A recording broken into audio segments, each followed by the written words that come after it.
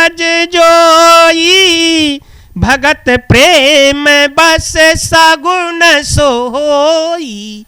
आज भक्तों के लिए भगवान ने अवतार लिया और यहाँ पे आकाश, देव, गंधर्व पुष्प वृष्टि करने लगे और अपने भक्तों के ओर जो है चारों ओर से रक्षा करते हैं। इसलिए चतुर्भुज स्वरूप में प्रागट हुए। प्रभु प्रभु आप जो है वचन क्या दिए थे, वचन क्या दिए थे कि मैं तुम्हारे पुत्र रूप में आऊंगा। तो आप तो चतुर्भुज रूप में आए हुए हो, चतुर्भुज रूप में आए हुए हो, चतुर्भुज रूप में आए हो। तो ये सब कोई देखेगा तो क्या कहेगा, सब कोई देखेगा कहे क्या कहेगा, अरे कौशल्या का लड़का है कि कोई जादूगर का लड़का है। क्योंकि महाराज चतुर्भुज रूप में प्रभु प्राकट हुए उनके महल के अंदर। प्रभु चाहूं तुम ही समान पुत्र कवन देश। आपने पुत्र आने के लिए मेरे से कहा था, अब तो आज चतुर्भुज थोड़ा छोटा हो जाए। भगवान थोड़े और छोटे हो गए। बोले अब कैसा लग रहा हूं। बोले प्रभु और थोड़ा छोटे हो जाइए, और छोटे हुए। बोले अब कैसा लग रहा हूं। बोले प्रभु अभी बच्चे जैसे आप नहीं लग रहे हो। महाराज 1 महीने के छोटे से बच्चे बन जाए। भगवान ने छोटा बच्चा का रूप धारण किया। बोलिए भक्त वत्सल पुत्र जन्मा है। अब पुत्र भी ऐसा नहीं है साधारण, लगता साक्षात परमात्मा पुत्र रूप में आया है। और तुरंत महाराज राजा दशरथ दासी को हार दे दिया। ये लो उतार के गले से माला मोती की, और गए सरयू में स्नान किया। दान तो इतना दे दिया कोई अयोध्या में खाली ना रहा। फिर आए, स्नान करने के बाद गणेश जी महाराज की पूजा की गई, शांति पाठ किया गया। शांति पाठ करने के बाद जो है वशिष्ठ जी को कहते हैं महाराज थोड़ा वेद मंत्रों का उच्चारण करिए। तब यहां महाराज वशिष्ठ जी क्या कहते हैं, इनके दर्शन मात्र से अब लगता वेद की कोई जरूरत नहीं है। वेद तो क्या मैं अपना नाम भी भूल गया हूं। तत्र वेदा वेदा भवंती, वेद की कोई आवश्यकता नहीं है। जिनके श्वास ही वेद की ऋचाएं हो तो वेद उनके समक्ष पढ़ने में कोई रुचि होगी। और रघुनाथ जी का दीन वत्सलता बेजोड़ है। उन जैसे कोई राजा ना हुआ ना आगे होगा। राम कथा तो सागर जैसी है। शिव जी महाराज ने 1 करोड़ और 1 करोड़ में वर्णित किया है। यहां देव ऋषि मनुष्य मांगने लगे कि ये जो है ना श्लोक हमें दे दीजिए। तो भगवान ने जो है आधा आधा बांट दिया, 3 भाग कर दिए। जब 3 भाग कर देने के बाद 1 श्लोक बचा, उसमें 32 अक्षर थे और 32 अक्षर थे। तो फिर तीनों व्यक्ति झगड़ने लगे आपस में कि हमें चाहिए और देव ऋषि और मनुष्य। तो 30 अक्षर तीनों को 10-10 फिर दे दिए। बचे कितने अक्षर अब? 2। तो बोले अब मैं इन्हें नहीं दूंगा, मैं इन्हें कंठ में धारण करूंगा। जो महाराज भगवान का राम का क्या नाम ले करके शिव जो है जहर पी गए, जहर भी अमृत बन गया। और सदैव शिव राम राम राम जपते रहते हैं। आप देखते हैं कि उनके इष्ट देव हैं, और शिव के इष्ट देव राम और राम के इष्ट देव शिव हैं। सदैव राम राम जपते जपते रहते हैं। और यहाँ राघवेंद्र सरकार 16 वर्ष के हो गए, उनका वैराग्य दूर हुआ। और ये बात जो है कहाँ तक फैल गई कि अब राघवेंद्र सरकार राम का जन्म हो गया है। कहाँ तक फैल गई? विश्वामित्र के कान में गई। और जब विश्वामित्र क्या करते थे? यज्ञ करती थी।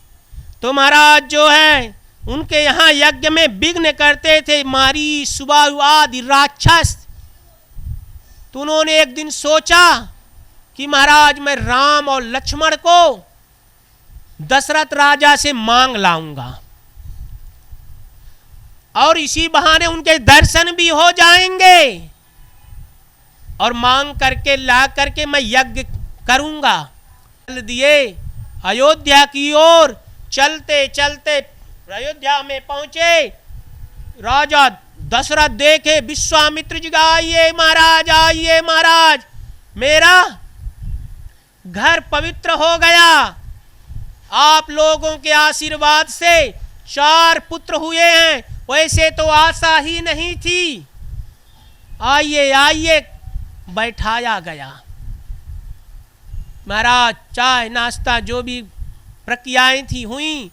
बोले महाराज आज प्रातः प्रातः कैसे आ गए हो? जब कोई व्यक्ति अचानक आ जाए तो बिना कार्य कभी न आए, तो कार के बिना आ ही नहीं सकता। तो आए महाराज, बोलिए ना आज क्या हुआ कि सुबह सुबह?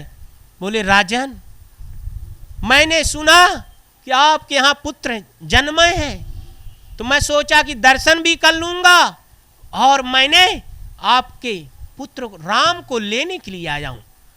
और ऐसी वचन सुन करके राजा दशरथ कहते हैं, क्या बोल रहे हो महाराज श्री?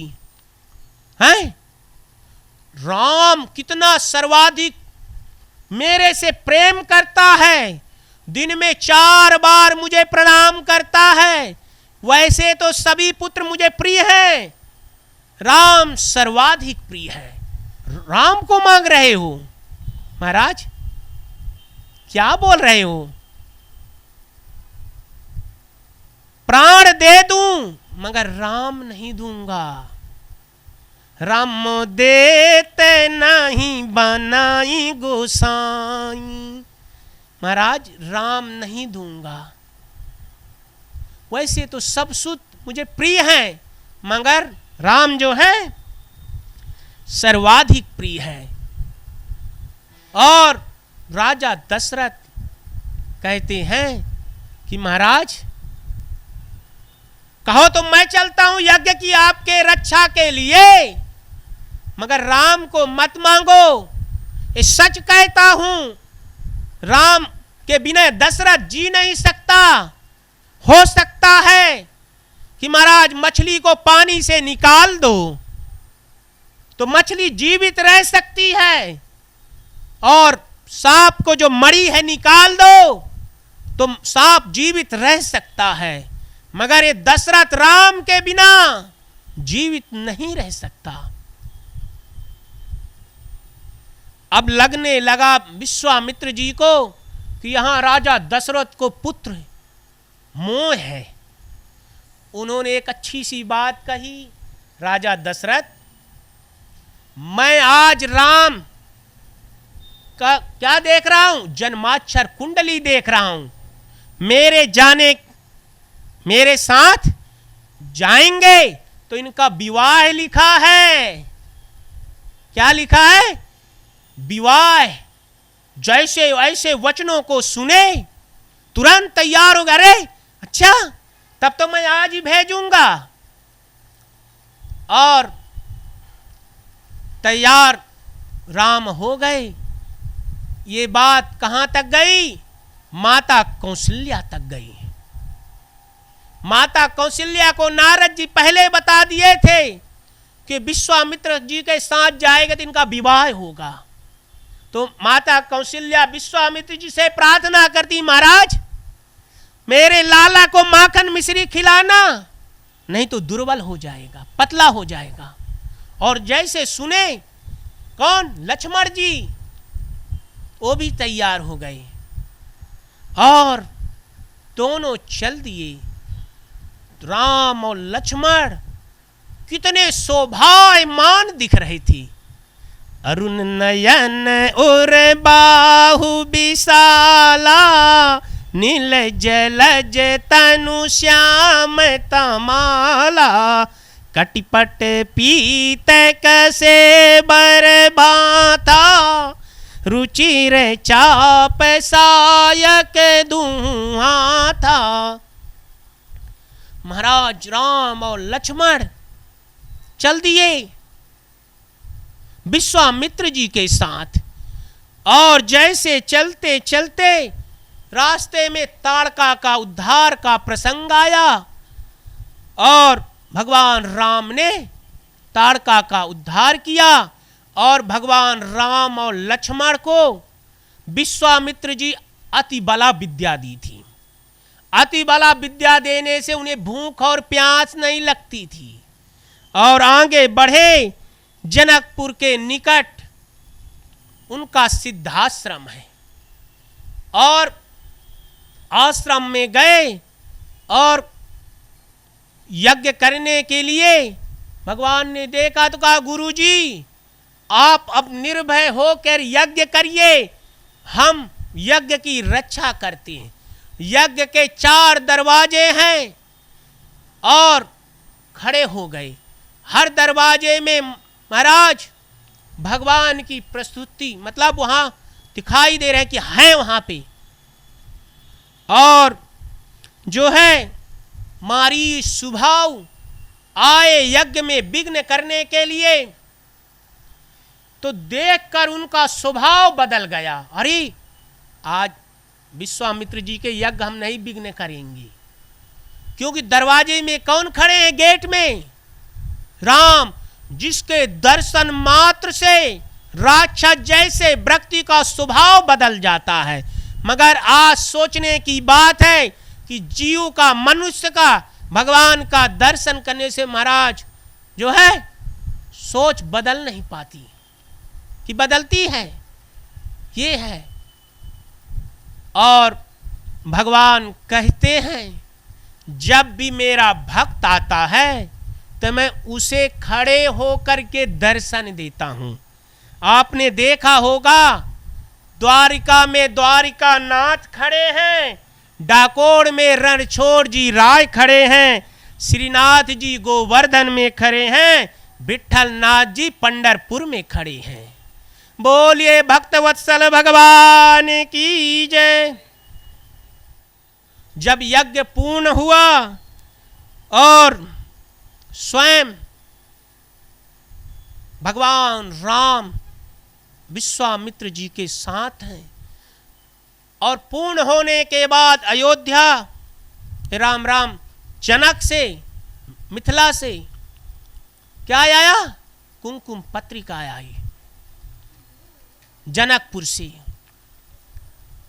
आई कि महाराज सीता जी का क्या है? स्वयंवर होने जा रहा।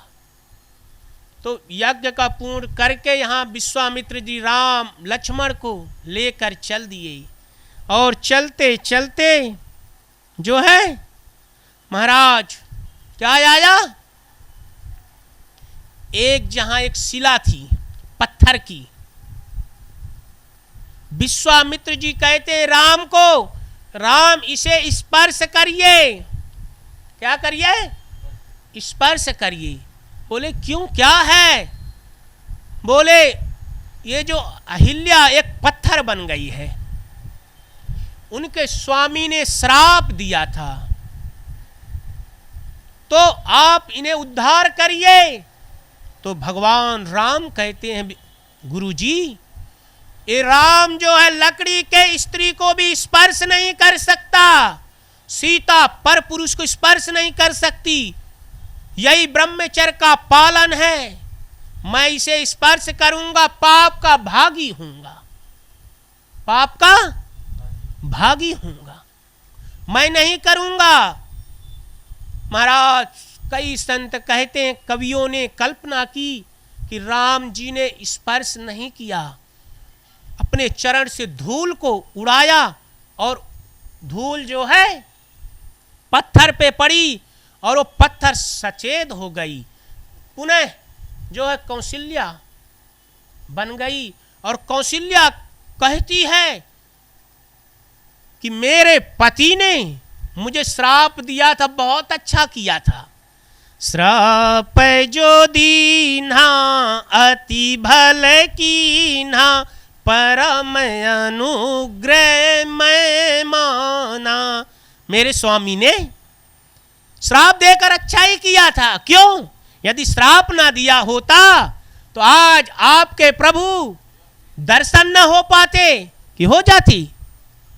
अच्छा किए। और जैसे ऐसे वार्तालाप चल रही थी तो क्या हुआ, उनके स्वामी आ गए कौशल्या की। कौन? गौतम ऋषि। कहा राम, मेरे स्त्री को तुमने उद्धार किया है, मैं तुझे आशीर्वाद देता हूं कि तुम्हारा विवाह सुंदर गुणवती कन्या के साथ हो। किसके साथ हो? सुंदर गुणवती कन्या के साथ हो। और यहां से फिर चल दिए। चलते चलते कहां आए? चलते चलते जनकपुर आए। और जनकपुर जब आए, आने के बाद जो है महाराज जनक महल में गए। और जनक महल में जैसे जाते हैं तो महाराज कौन देखता है? राम लक्ष्मण विश्वामित्र को जनक जी देखा। अरे ये कौन है? ये कौन है? महाराज देखती कहते हैं, टकटकी बंधी ही जाती है, ऐसा कछु अद्भुत ने हुआ, कहते हैं बीदे है मुझे, पर मैं आज बीदे हुआ। देख करके राम को आंख जो है लपलपा नहीं रही मेरे प्रभु। और कहते हैं टकटकी बंधी ही जाती है, कुछ ऐसा अद्भुत ने हुआ, कहते हैं बीदे मुझे, पर मैं आज बीदे हुआ। इनको क्योंकि महाराज सब कोई मुझे कहता था कि आप विदेह हो, जना दे रहे हैं, जनक राजा दे रहित हैं, तो सबको इनको कहता विदेह हैं। मगर आज इनके दर्शन मात्र से मुझे लगता है कि मैं विदेह हो गया। सहज विराग रूप मन मोरा, थकित हो तजिमी चंद चकोरा। जिनके देखने मात्र से हृदय मेरा उनकी ओर आकर्षित हो रहा है। आज वो साक्षात ईश्वर है, कोई राजकुमार नहीं है, कोई राजा के लड़के नहीं है, कुमार नहीं है, न ऋषि कुमार है। वेद जिसका नेति नेति वर्णन करते हैं, शंकर जिनका सर्वदा चिंतन करते हैं, वो साक्षात हरि है। दर्शन करने के बाद विश्वामित्र जी ने कहा सच पहचाने हो आप। और उस महल से जो है, क्योंकि स्वयंवर कब है? कल है। स्वयंवर कल है। तो महाराज अब चल दिए थोड़ा दूर। विश्वामित्र जी, राम और लक्ष्मण, जनक जी जो है उनके महल के सामने गार्डन के बगल में उन्हें ठहरने के लिए जगह दे दी। और यहाँ शाम का वक्त हुआ, रात्रि ढली और राम लक्ष्मण जो है आज विश्वामित्र जी के चरणों की सेवा कर रहे हैं। देखो, आशीर्वाद किसी मांगने से किसी के नहीं मिलता, हृदय से मिलता है। और विश्वामित्र जी राम को आशीर्वाद दिए कि तुम्हारा विवाह शीघ्र होगा। और रात ढली, प्रातः काल हुआ और विश्वामित्र जी का एक क्रम क्या था? रोज शालिक राम भगवान की पूजा करना। तो अब पूजा करना तो प्रातः हुआ ना, तो अब क्या करा जाए? फूल जो है तुलसी दल की जरूरत पड़ेगी। तो राम और लक्ष्मण को विश्वामित्र जी ने कहा, देखो सामने गार्डन है, जाओ वहां से तोड़ लाओ फूल और तुलसी। और राम और लक्ष्मण उस गार्डन में जाते हैं, उस पुष्प वाटिका पे जाते हैं। तो देखा, अरे जिस लड़की का स्वयंवर होने जा रहा है वो तो गार्डन में आई हुई है। और राम कहते हैं, लक्ष्मण देखो इस लड़की का स्वयंवर है, वो गार्डन। बोले हाँ भैया। और वो लड़की जो कौन थी? माता सीता। और सीता जी क्या दृश्य को देख रही? अद्भुत दृश्य को। कौन सा अद्भुत दृश्य है? कि भगवान राम जब फूल चुभ रहे हैं ना, तो उनके जो है मुख से पसीना बह रहा है। और पसीना जब बह रहा है, मगर उनके जो चेहरे को मुखार बिंद देखकर माता सीता आकर्षित हो जाती हैं और कहती हैं, जय जय गिरिवर राज किशोरी, जय महेश मुख चंद चकोरी, देवी पूजी पद कमल तुम्हारे, सुर नर मुनि हो ही सुखारे। हे माता पार्वती, हे गणेश जी, मैं आपकी जन्म जन्मांतर तक क्या करूंगी? पूजा करूंगी। मेरा विवाह इनके साथ हो जाए। किनके साथ हो जाए? भगवान राम के साथ। मैं आपकी जन्म जन्मांतर तक क्या करूंगी? पूजा करूंगी। अच्छा, ऐसे वचन को मांग रहे हैं। और यहां फूल तुलसी राम और लक्ष्मण लेकर के गुरु जी के पास आए। और राम जी जो है गुरु जी से निवेदन करते हैं, गुरु जी जिस लड़की का स्वयंवर होने जा रहा है ना, वो तो गार्डन में आई थी। तो गुरु जी क्या कहते हैं?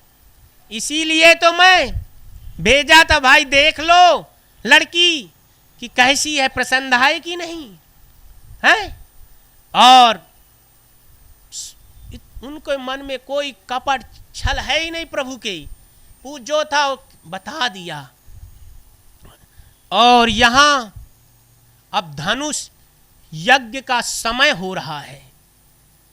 बड़े गौर से श्रवण करिएगा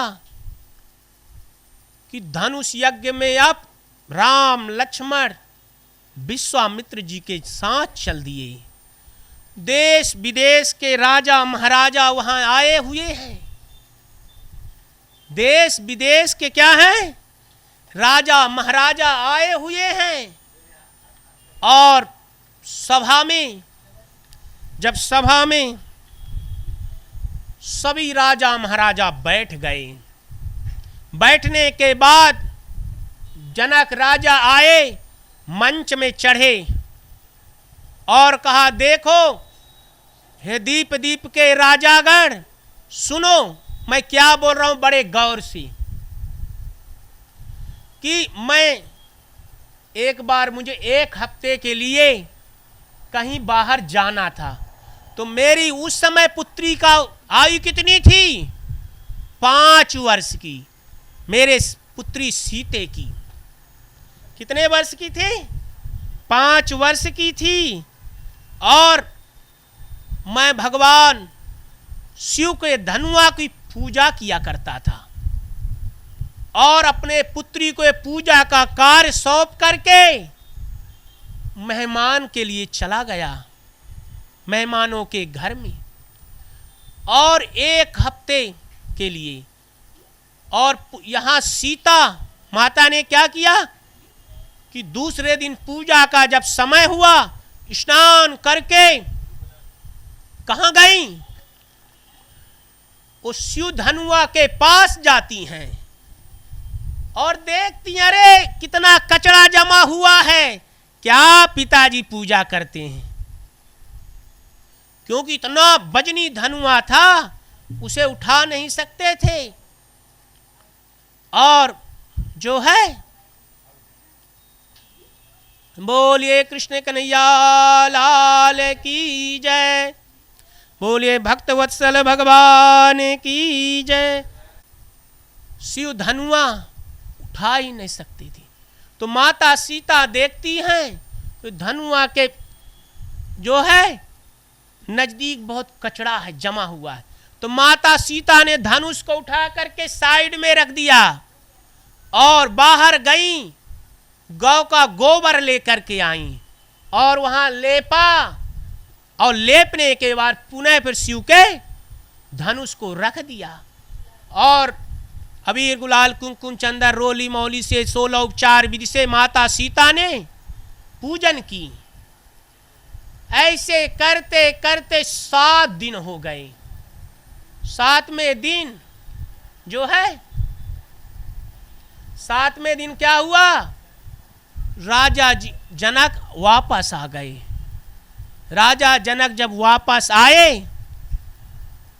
रात्रि शयन की, प्रातः उठे और उनके जो शिव धनुआ का पूजन का समय हुआ। जब पूजा का समय हुआ तो पूजा स्थल पे गए, धनुष के समक्ष देखा तो वहां कितना स्वच्छ है। तो अपने चौकीदारों से पूछे कि धनुष किसने उठाया? चौकीदार ने मना कर दिया, हमने नहीं उठाया। फिर माता सीता से पूछा गया तो सीता माता कहती है, पिताजी कैसे पूजा कर रहे थे आप? कितना मिट्टी वहां जमी थी? तो बोले, पुत्री आपने उठाए हो? बोले, हाँ मैंने उठा के साइड में रखा, वहां गौ का लेपन किया। अरे, तो उन्होंने एक संकल्प ले लिया कि जो धनुष को तोड़ेगा मैं अपने पुत्री सीता का विवाह उसके साथ करूंगा। और हम आप लोग देखते हैं ना, अरे महाराज जो है पुत्री 10वीं तक यदि पढ़ी है तो अपने जो जमाई बाबू फाइनल तो देखेंगे कि नहीं देखेंगे, हैं कि उससे छोटे को देख लेंगे पढ़ाई की। तो यहाँ जनक जी अपना प्रसंग सुनाया और राजा महाराजा सबने बड़े गौर से सुना। सुनने के बाद जो है अब बारी आई धनुष तोड़ने की। तो महाराज जो है धनुष तोड़ने के लिए महाराज जैसे कमर में दुपट्टा बांधने लगे और थोड़ा एक्सरसाइज करने लगे कि फुर्ती आ जाए। क्या हो? थोड़ा फुर्ती आ जाए और थोड़ा मुंह थोड़ा तने की भाई जोश आ जाए, हैं? और धनुष के समक्ष गए।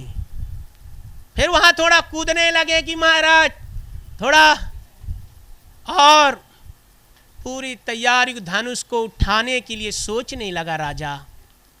जब सोचने लगा राजा और जैसे उठाया, उठाने को तो सोच तो क्या महाराज जमीन पे गिर पड़ा स्वयं। फिर उठाया, उठा नहीं। महाराज शर्म के मारे सर को नीचे करके यहाँ के अपने आसन में बैठ गया अपने जगह पे। दूसरे राजे का नंबर आया तो दूसरा राजा जो है फिर वही करने लगा। तो पहला वाला सोचता है ये जो एक्सरसाइज कर रहे हो ना कोई काम नहीं आएगा भाई, मैंने तो बहुत कोशिश कर ली। उसने भी वही किया और गया तो कहे को उठे धनुष, उठता ही नहीं। तीसरा गया, ऐसे करके महाराज कई राजाओं ने धनुष को उठाने का प्रयत्न किया, मगर धनुष जो है उठ ना सका। धनुष जो है उठ ना सका। तो वहां क्या किया गया, क्या करना चाहिए है? जब धनुष उठ नहीं रहा एक एक करके, तो क्या अब करना चाहिए, बोलिए भाई हैं? वहां तुरंत राजाओं ने इमरजेंसी मीटिंग बुलाई, मीटिंग किया वहां पे जो है इमरजेंसी मीटिंग किया गया। कैसी मीटिंग कि देखो भाई, एक दो से तो अब उठ नहीं रहा धनुष है, तो अब ऐसा करते एक साथ सब राजा मिल करके धनुष को उठाते हैं। तो कुछ राजा एक्शन ले लिए महाराज। अरे महाराज, धनुष यज्ञ के लिए आप बोल रहे हो, सब धनुष तोड़ने के लिए राजा तोड़ तो देंगे सही, मगर ये पुत्री का, सीता का विवाह किसके साथ होगा? वो तो फिर वही भ्रम बने रहेगा। तो राजाओं ने आपस में बोले कि इसकी चिंता नहीं है, पहले अपन धनुष तोड़ तो लें, जब तोड़ लेंगे फिर उसके बाद राजाओं में लड़ाई होगी। राजाओं में लड़ाई होगी, जो जीत जाएगा उसके साथ क्या करेंगे? सीता को विवाह होगा उनके साथ। और यहां जो है सब तैयार हो गए। तो एक दो नहीं, 150 नहीं, भूप सहस 10 कहीं 12, लगे उठा बन टराई नटारा। और एक दो राजा नहीं, 10,000 राजा एक साथ धनुष को उठाने लगे। 10,000 राजा धनुष को एक साथ जो है उठाने लगे। उठाने की तो बात छोड़ दीजिए, हिला भी नहीं सके। और सब नृप भये जोगी उपहासी, जैसे बिनु विराग सन्यासी। और सभी राजा जो थे हंसी के पात्र हो गए, हंसी के पात्र हो गए, जैसे बिना बैराग के सन्यासी होता है। यदि किसी को महाराज भगवा कपड़ा पहना दो और वो देखे, अरे ये तो कितना बड़ा सन्यासी दिख रहा है, आज सभी राजा जो है हंसी के पात्र हो गए। और दशरथ राजा ने ऐलान कर दिया। क्या ऐलान कर दिया?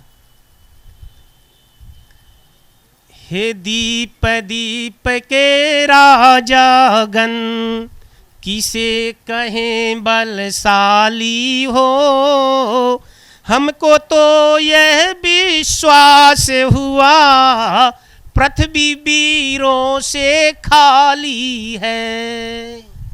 हे दीप दीप के राजागण, हम किसे कहें बलशाली हो, अब हमें प्रतीत हुआ कि पृथ्वी वीरों से खाली है।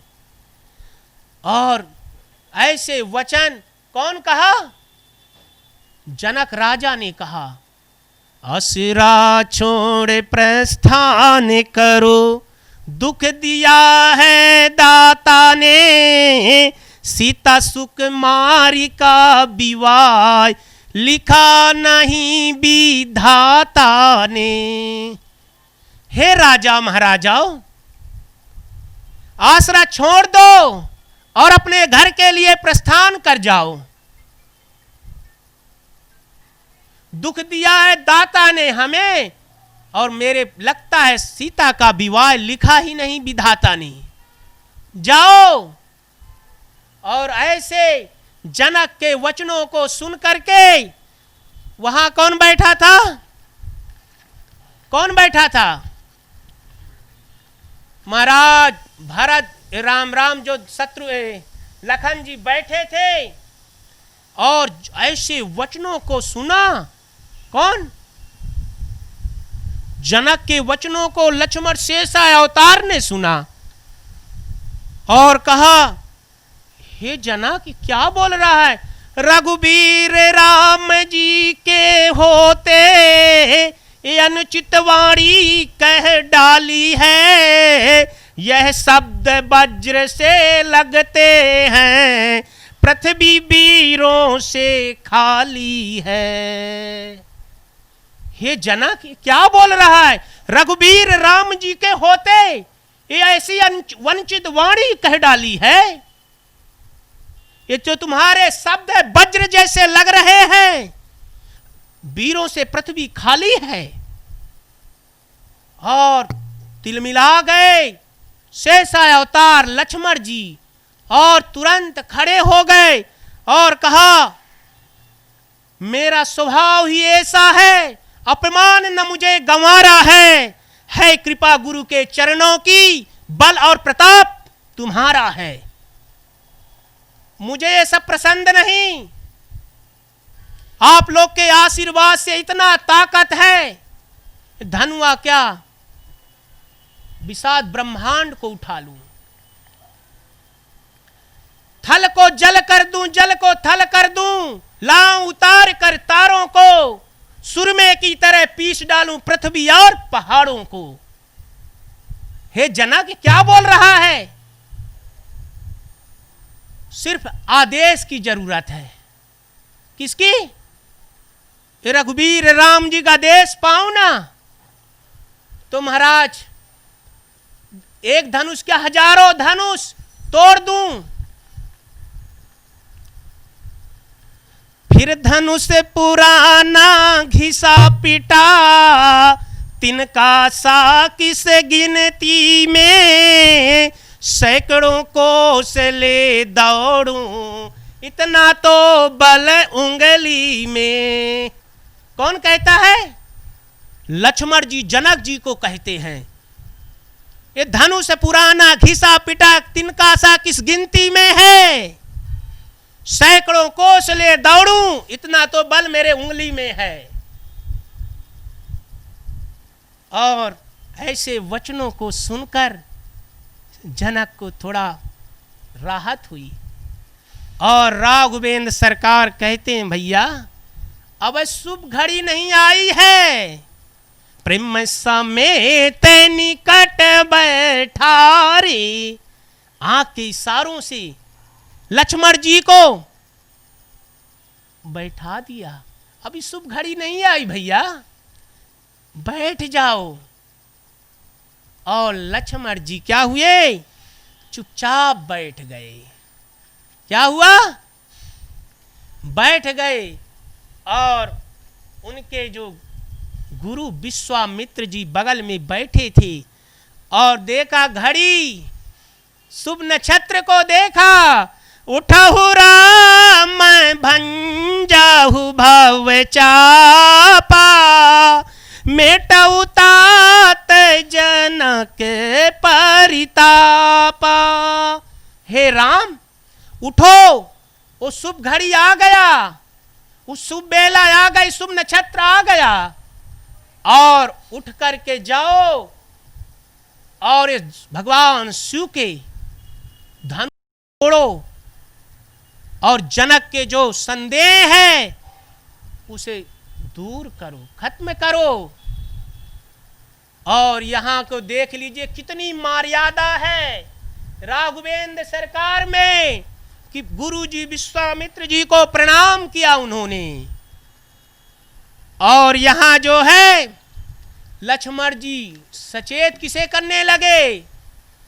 लक्ष्मण जी कहते हैं, दिस कुंजरऊ कमट ही कोला, धरहु धरनी धरी धीरे न डोला।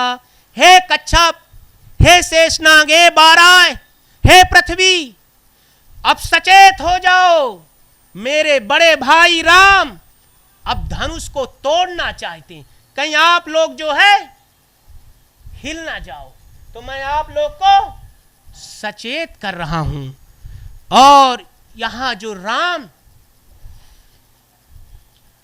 ठुमुक ठुमुक धनुष के पास आए और देखिए तो मर्यादा की। अपने गुरुदेव जी कहां थे? उनके रियल गुरुदेव अयोध्या में। तो अपने अयोध्या में गुरु जी को फिर धनुष के समक्ष आने के बाद क्या करते हैं? गुरहि प्रणाम कीन मन माही, अति लागो उठाई धनु लीनी। मन मन वशिष्ठ जी महाराज को आज राघवेंद्र सरकार जो है प्रणाम कर रहे हैं। विश्वामित्र जी को प्रणाम करके धनुष को तोड़ने के लिए उठे और धनुष जैसे नजदीक पहुंचे तो अपने वशिष्ठ जी को प्रणाम किया और मन ही मन प्रणाम करने के बाद लित चढ़ावत खेचत गाड़े, काहू न लखा देखी सब ठाड़े। महाराज बड़े बड़े राजा महाराजा थे, भगवान राम ने धनुष को उठाया और तोड़ने के लिए जैसे तैयार हुए, किसी ने नहीं देखा, भगवान राम ने धनुष तोड़ दिया। बोलिए भक्तवत्सल भगवान की जय। और यहां जय जयकार होने लगी, जय जयकार होने लगी। विश्वामित्र जी जनक जी को कहते हैं, जनक जी अपनी पुत्री को लाइए, हमारे राम ने धनुष को तोड़ा है। भगवान राम कहते हैं, जिसे आप इतना लोग ताकत या बलशाली समझते थे, वो धनुष को इतना वजनी समझते थी, हैं? मुझे तो ऐसा भाई लगा ही नहीं है। मैं कहीं हे तू करो अभिमाना, मैं किसके भांति अभिमान करूं कि मैंने इतना वजनी धनुष को तोड़ा है, हैं? मुझे लगे तब ना भाई। तोरे हुचाप गणेश गोसाई, मैंने नहीं तोड़ा, गणेश जी ने तोड़ा है। और यहां संत कई कहते हैं, जिस समय भगवान राम धनुष के समक्ष गए थे और जैसे समक्ष गए तो वहां की अयोध्याओं के राम जनकपुर की जो कुमारियां थी, देखा राम को तो अपने इष्ट देवताओं से प्रार्थना करने लगी, हे इष्ट देवताओं, जब ये व्यक्ति धनुष तोड़ने लगे उनके हाथ में आ जाना। और सीता माता को उस पुष्प वाटिका के दृश्य को रील वापस उनके मन में घूमने लगी। कौन सी रील? कि जब फूल भगवान राम चुग रहे थे, तोड़ रहे थे, पसीना बह रहा था, तो धनुष क्या महाराज तोड़ेगा? हैं? जिसके फूल तोड़ने से पसीना बहने लगे वो धनुष तोड़ सकता है क्या? हैं? तो सीता माता को थोड़ा, तो उन्होंने भगवान शिव और गणेश जी से, पार्वती से प्रार्थना की, हे मैया, हे गणेश जी, हे बाबा शिव, मैं आपकी क्या करूंगा? जन्म जन्मांतर तक पूजा करूंगा। मैं अपनी क्या करूंगा? मैं जो है भगवान शिव, गणेश और माता पार्वती जन्म जन्मांतर तक पूजा करूंगा, राम राम पूजा करूंगी। आप ऐसी कृपा करो, ऐसी कृपा करो कि धनुष जैसे उठाने लगे उनके हाथ में आ जाना, टूट जाना। नहीं महाराज, जब धनुष के समक्ष पहुंचे थे कौन? राम। तो जनक जी को संदेह हो गया था। रावण बाणासुर जैसे योद्धा थे उस सभा में, और धनुष तोड़ने को तो आए ही नहीं, प्रणाम करके वापस चले गए। तभी राजा जनक को संदेह हो गया था। रावण बाण छुआ नहीं चापा, हारे सकल वीर करी दापा। उसी समय जनक को संदेह हो गया, जिस पे विश्वास था कि धनुष तोड़ेगा वही प्रणाम करके चला जाए। ये प्रभु की लीला है। बोलिए भक्तवत्सल भगवान की जय। और यहां आज सुंदर कन्या जो है बरमाला लेकर के आके खड़ी है। और जब बरमाला लेके खड़ी है, भगवान राम सोच में डूब गए। अरे मेरे माता पिता के बिना मैं कैसे विवाह करूं? मैं विवाह नहीं करूंगा। विश्वामित्र जी आए, बोले क्या हुआ, क्यों वरमाला नहीं पहन रहे हो, हैं? जो है क्यों वरमाला नहीं पहन रहे हो? बोले बिना माता पिता के, संदेश बताए, बिना माता पिता के ऐसा नहीं होगा। और फिर मेरा भाई भी तो अविवाहिता है। देखिए राम पहले अपने भाई का सोचते हैं। और यहां विश्वामित्र को ये बात कहा। विश्वामित्र जी ने जनक जी से कहा। जनक जी ने दूसरी पुत्री का विवाह उर्मिला का लक्ष्मण के साथ करने के लिए तैयार हो गए। और यहां जो है कुमकुम पत्रिका अयोध्या भेजी गई। और कुमकुम पत्रिका लेकर के दूत गया। वहां से जो है अयोध्या से राम के विवाह के लिए सभी बाराती आए। भरत, शत्रुघ्न, लक्ष्मण तो साथ में थे राम के। और बारात आई, कब आई थी? धनतेरस के दिन आई थी। धनतेरस के दिन बारात जनकपुर पहुंची और स्वयं राम घोड़े पर बैठ के गए। और यहां विधिवत विवाह विधि हुई और वसंत पंचमी को लौटे थी। वसंत पंचमी को बारात लौटी थी अयोध्या। और एक एक लड़के का एक एक कन्या के साथ विवाह हुआ। रामो राजमणि सदा विजयते, रामं रामेशं भजे, रामेण विहिता निशाचर चमु, रामै तस्मै नमः। और राम का विवाह विधि जो है चालू हुआ। तो यहाँ राम का विवाह में जो बोला गया कि राम बोलिए प्रतिग्रहणामि। तो राम जो सरल स्वभाव के थे और तुरंत बोल दिया कि प्रतिग्रहणामि। अब जो है किसकी बारी आई? लक्ष्मण जी की। तो लक्ष्मण जी बोलिए प्रतिग्रहणामि।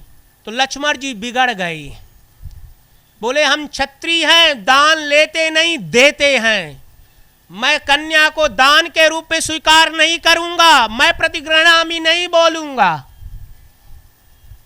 राम जी ने कहा ये तो बोलना ही पड़ेगा। ब्राह्मणों ने समझाया, बोले नहीं मैं दान के रूप में नहीं स्वीकार करूंगा। विश्वामित्र जी कहा कि यदि ऐसा नहीं बोलोगे तो अविवाहिता रह जाओगे भैया, तो आपको प्रतिग्रहणामि बोलना पड़ेगा। और यहां प्रतिग्रहणामि लक्ष्मण जी ने बोला। विधि विवाह संपन्न हुआ विधि के अनुसार। 16 उपचार विषय जो विधियां थी सब पूर्ण हुई। और उसके बाद जब विवाह हो जाता है तो आप लोग शायद जानते भी होंगे कि जो जमाई बाबू को चावल और दूध खिलाया जाता है। रात्रि में पूरा विधि हो, सुबह सुबह नाश्ता के समय तो महाराज चावल और दूध खिलाने के लिए लड़का को बुलाया गया और उनके साथ में दोस्त थे और बैठ गए। तो वहाँ पे क्या होता? हास्य होता। हास्य समझते हैं? तर्क वितर्क। तो जनकपुर की जो कुमारियां थीं तो तर्क वितर्क करने लगी। कहती हैं देखो हमारी कन्याएं कितनी भाग्यशाली हैं, कितनी भाग्यशाली हैं कि इन लड़कों को हमारी कन्याएं मिली है, नहीं तो ऐसे तो राजा दशरथ के कुछ संतान ही नहीं थी। तो कन्याओं के निमित्त संतान उत्पन्न हुई है, कन्याओं के भाग्य से। लक्ष्मण जी से रहा नहीं गया। उन्होंने कहा कि अयोध्या में खीर के प्रसाद से संतान उत्पन्न होती है, मान लिया भाई बात, मगर जो जनक में ये भी नहीं करना पड़ता, मिट्टी से उत्पन्न होती है संतान। और महात्मा कहते हैं कि एक बार जनकपुर में अकाल आया था। अकाल जब आया तो स्वयं महाराज प्रभु के आदेश से जनक जी को हर जोतने, हर समझते हैं ना, हर जोतने के लिए कहा गया। तो अकाल दूर करने के लिए उपाय मतलब सगुन के रूप में तो हर जोतने लगे। तो हर जोतते जोतते आगे हर के कुसिया में जो है लोखन की रहती है कुसिया, उसमें एक घड़ा फंस गया। घड़े में जब देखा तो एक संतान थी, और जब संतान थी तो उसे खोल के देखा तो एक कुमारी थी। और जनक जी लेकर के अपने घर पे आए और सेवा करते करते उनका नाम जो भी रखा गया सीता, और माता सीता भूमि से प्रागट हुई थी। और यहाँ जो है आज विवाह विधि संपन्न होने के बाद बारात जो है जनकपुर से जो है प्रस्थान करके अयोध्या आई। जब अयोध्या आती है तो माता कौशल्या कहती है एक लक्ष्मी नारायण नहीं, चार चार लक्ष्मी नारायण घर आए हैं, क्योंकि भरत और शत्रुघ्न का भी विवाह हुआ था जनक जी के भाई के कन्याओं के साथ विवाह हुआ। और जनक की पुत्रियां जब देखकर राजा दशरथ कहते हैं कि अब हमको ये हमारी बहू नहीं है, पुत्री है। बधु लरिकन घर आई, राखौ नयन की नाई। जैसे आंख की रक्षा फलक करती हैं, पलक ऊपर की रहती है, आंख की कैसे रक्षा करती हैं, अब इनकी रक्षा करना हमारा दायित्व तो बनता है। ऐसे नहीं कि बहू आई है भाई ये करो वो करो। आजकल का जमाना ये हो गया कि बहू को अब बेटी बना लो तो कार बराबर चलेगा। यदि बहू को महाराज बहू बनाए तो फिर खेल जल्दी बनेगा नहीं। तो महाराज बहू को अपनी बेटी बना लो, बेटी जैसे रिस्पेक्ट देंगे तो गाड़ी बराबर चलेगी। यदि कह देंगे कि बहू, सास यदि कह दे कि मेरे से पहले उठ के स्नान करके मेरे पलंग से उठने से पहले चाय रख दो, तो महाराज खेल बिगड़ जाएगा। हैं? अब आज का जमाना ये है कि महाराज बेटी बना ली हो तो बहू उठने से पहले महाराज चाय उसके पहुंच जाएगी बेडरूम में, तो खेल सही रहेगा। हैं? बोलिए जय श्री कृष्णा। और यहाँ जो है विवाह विधि संपन्न होने के बाद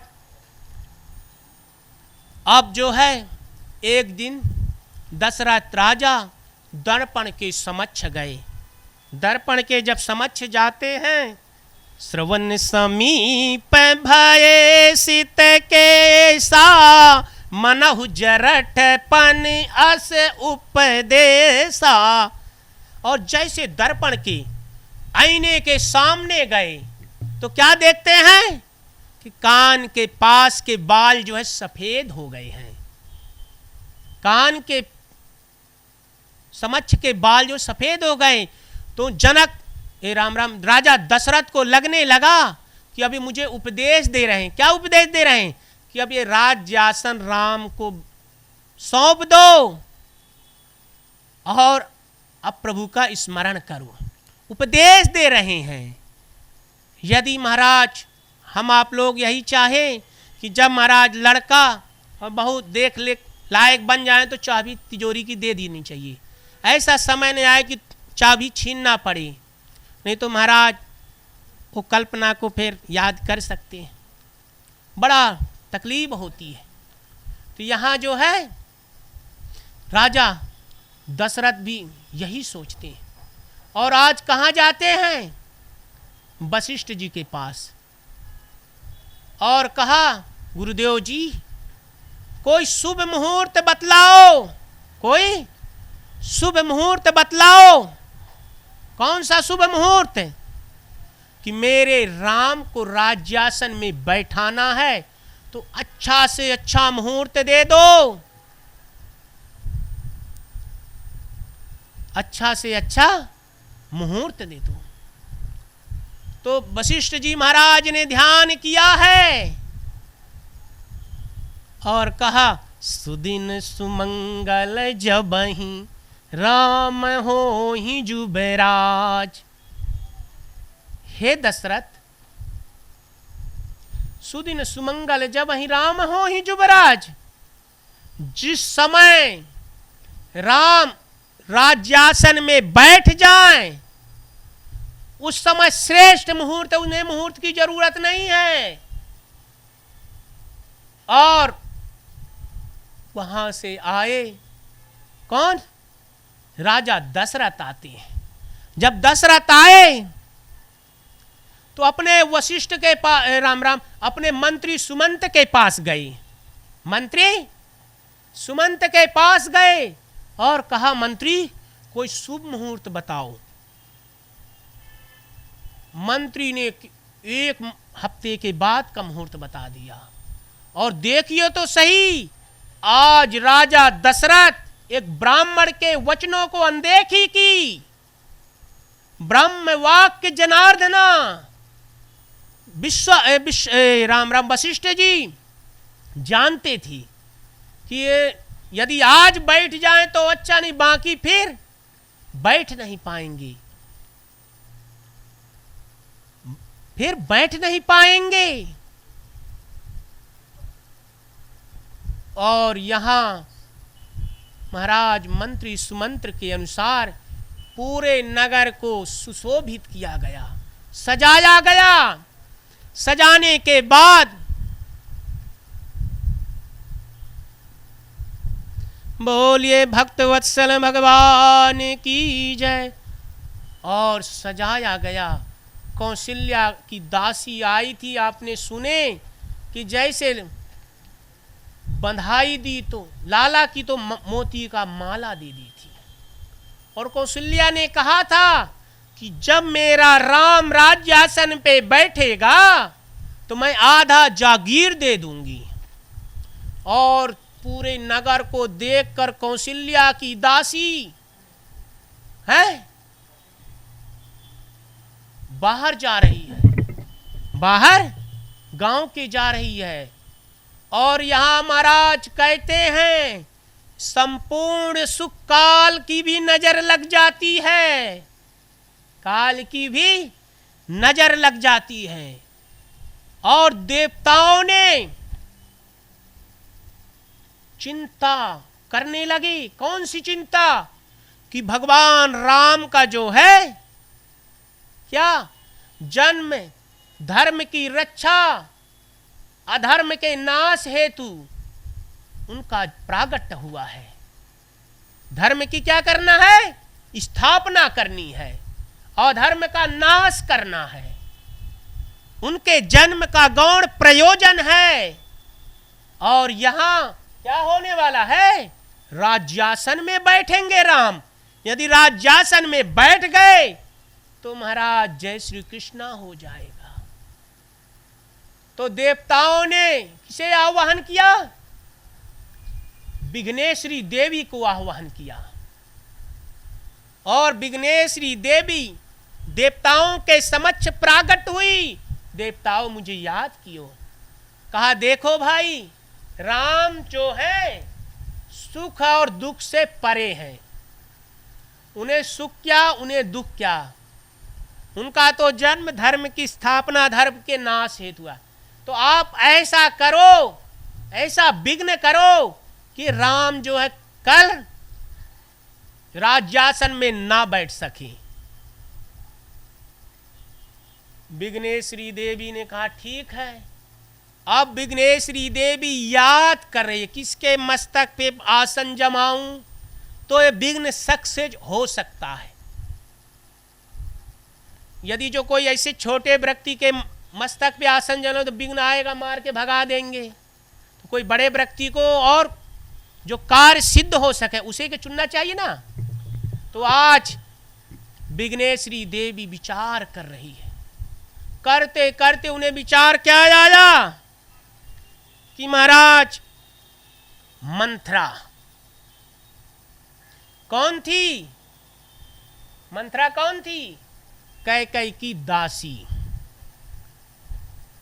और वो गांव के बाहर से आ रही थी और यहाँ से कौशल्या की दासी जा रही थी।